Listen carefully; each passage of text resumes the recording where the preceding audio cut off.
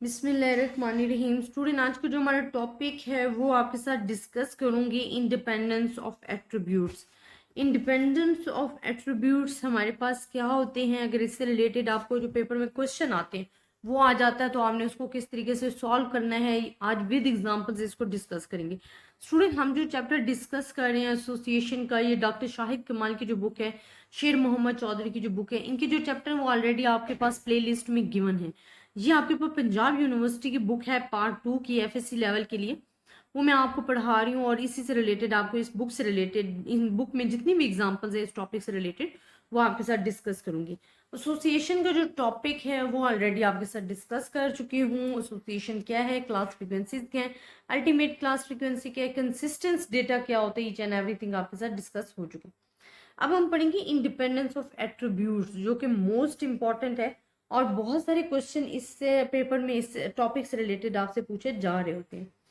तो student, independence of attributes क्या है कि if a sample of size and the class frequencies of A B and A B इकट्ठे वाला are represented by this one, then we have the proportions of individual processing. अगर आप देखो हमारे पास क्या है, proportion of individual processing B क्या है हमारे पास और ए बी क्या है, देन हमारे पास क्या इसका रिजल्ट निकलता है। हम कहते हैं जो टू एट्रीब्यूट्स अगर इंडिपेंडेंट हैं तो proportion of A B and proportion of B multiply by proportion of B A and multiply by proportion of B, ये मेन चीज है जो कि आपने याद रखनी है और यही चीज आपके क्वेश्चंस में जो है प्रूव करने के लिए आएगी कि इंडिपेंडेंस ऑफ एट्रीब्यूट्स क्या होते हैं। कि अगर दो एट्रीब्यूट्स हम कहते हैं ए और बी इंडिपेंडेंट है, इंडिपेंडेंट्स हैं, तो उसको हम कहते हैं proportion of A B and proportion of A and proportion multiply proportion of B.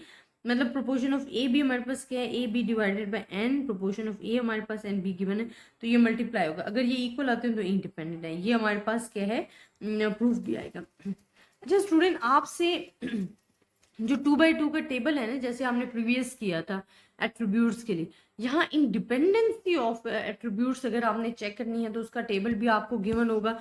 हमारे पास क्या होता है कि सेम वही चीज होती है, यहाँ सिर्फ और सिर्फ फ्रिक्वेंसीज और डिवाइडेड बाय एन मस्ट करना होता है। जैसे कि आपके पास अगर ए बी है तो ए की फ्रीक्वेंसी बी की फ्रीक्वेंसी ये हमने ले ली डिवाइडेड बाय एन, इसी तरह ए की फ्रीक्वेंसी बीटा की frequency divided by N, alpha की फ्रीक्वेंसी बी की फ्रीक्वेंसी डिवाइडेड बाय एन, इस तरह अल्फा की फ्रीक्वेंसी बीटा की frequency divided by N, total लेंगे इसका तो ये हमारे पास आ जाएंगी वैल्यू। अच्छा, अब जो मोस्ट इंपॉर्टेंट आज के टॉपिक की बात है ना, जो इंडिपेंडेंसी ऑफ एट्रीब्यूट्स है उससे रिलेटेड क्वेश्चन आपके पास बहुत ज्यादा आते हैं, पेपर में भी बहुत ज्यादा आते हैं, एक्सरसाइज में भी आपको काफी गिवन होते हैं, इसके एग्जाम्पल भी काफी ज्यादा हो जाते हैं। अब हमने खुद देखना होता है कि आपको तमाम फार्मूलाज तो पढ़ा चुकी हूँ। अब आप देखो, आपको प्रीवियस तमाम फार्मूलाज तो पढ़ा चुकी हूँ। अब यहाँ पे हमने एग्जाम्पल देखनी है और क्वेश्चन आपने गौर से पढ़ना है। स्टूडेंट, बहुत सारे क्वेश्चन ऐसे हैं जो क्वेश्चंस आता भी है बट वो गौर से नहीं पढ़ते, जल्दबाजी में गलत कर जाते हैं क्वेश्चन और टोटली क्वेश्चन जो है वो रॉन्ग हो जाते हैं। अब हमारे पास एग्जाम्पल अगर आप देखें 15.1, वो कहते हैं there are 140 as and B's 384 in 1024 observation, how many A B's alpha betas there will be, A B being independent. Independent का कहा गया है, वैल्यू आपको दे दी गई है ए। अब हमारे पास क्या वैल्यू है, ए की वैल्यू आपको गिवन है 140, बी की वैल्यू आपको गिवन है 384 गिवन है, एन आपको दे दिया गया। अगर आपने ए बी फाइंड करना है तो आपको पता है कि A frequency B frequency divided by N, अगर अल्फा फाइंड करना है तो एन माइनस ए होता है। अच्छा, अब ये बड़ा इंपॉर्टेंट है, अगर आपको फार्मूलाज आते हैं ना स्टूडेंट तो आपके पास चीजें जो इंफॉर्मेशन है वो आपको गिवन है। फार्मूलाज अल्फा का ये क्यों लिखा है और बीटा का क्यों लिखा है, थोड़ा सा मैं आपको हिंट देती हूँ ताकि आपको फार्मूला अच्छे तरीके से याद रहे। अगर हम कहते हैं ना अल्फा, हमने पढ़ा था टर्मिनोलॉजी एंड नोटेशंस में कि alpha beta and gamma is showing about the negative attributes, failure attributes को शो कर रहा होता है, और जो ए बी सी हैं वो पासिंग एट्रीब्यूट्स को शो कर रहे होते हैं, पॉजिटिव को शो कर रहे होते हैं।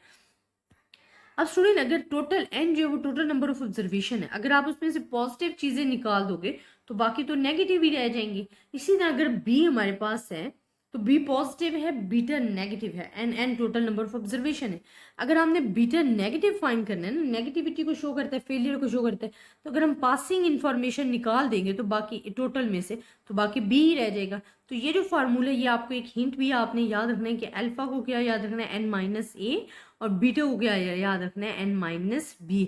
अब आपको ए भी गिवन है, बी भी गिवन है, एन भी गिवन है, आपने वैल्यूज पुट करनी है और आंसर लेते जाने। इसी तरह अल्फा बीटा के लिए भी सेम आपके पास यही सिचुएशन है जिस तरह ए बी के लिए। तो आई होप स्टूडेंट आपको ये वाली जो एग्जांपल है वो समझ में आई होगी। लेकिन फिर भी मैं आपको अगेन अगेन कहती हूँ कि अगर आपको फिर भी कन्फ्यूजन होती है तो आप मुझे कमेंट्स में पूछ सकते हो, मैं इंशाल्लाह आपको इसका जवाब दूंगी और कोशिश करूंगी कि अच्छे तरीके से दोबारा से समझा सकूँ।